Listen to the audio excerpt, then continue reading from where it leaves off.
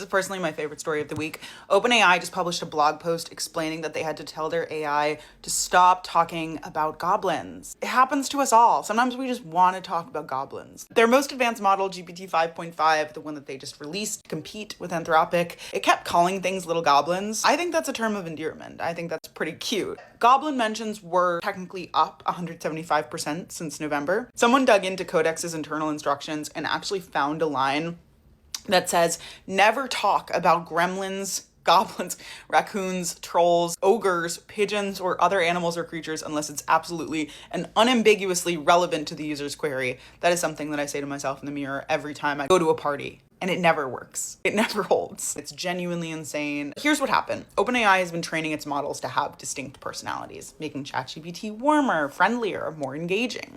One of those personalities was called the nerdy personality, right? ChatGPT is like your nerdy friend that helps you code. During training, this personality was rewarded for using colorful metaphors. Somewhere in that process, it managed to latch onto goblins and gremlins and raccoons. And once the training system rewarded one goblin metaphor, the model learned that goblins are good. Goblins get rewards. So it kept doing it. More goblins, more points. The goblin feedback loop kept going. The nerdy personality was responsible for 2/3 of all goblin mentions in ChatGPT. OpenAI found the problem only after users and employees started flagging it. They retired the nerdy personality. They added explicit instructions telling the model to never mention goblins. Shh. What if I ask it about goblins? OpenAI published a blog post about this. A company researcher went on X to assure people that it really isn't a marketing gimmick. This is funny, but it's also a reinforcement learning problem. The same type of training that powers every major AI model on the market. So the model found a pattern that got rewarded. The user didn't necessarily mean to perpetuate the goblin stream of consciousness, but the model started repeating this pattern at scale. So in this case, the pattern was saying little goblins, which is weird and harmless and fixable, but the same mechanism, finding a reward signal and amplifying it beyond what anyone intended, is the same mechanism that produces every output from every AI you use. That's you training the model. Oxford's Internet Institute published a study this year showing that fine-tuning models to be warm and friendly actually creates something called an accuracy trade-off.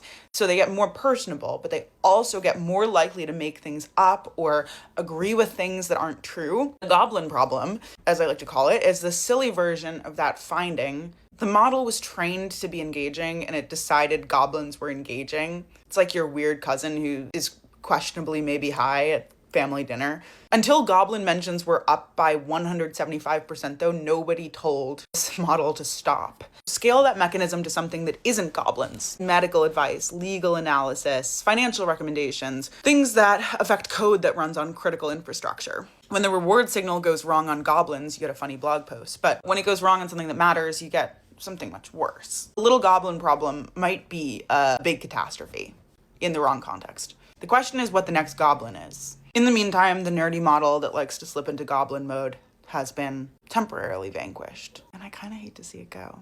R.I.P. little goblin.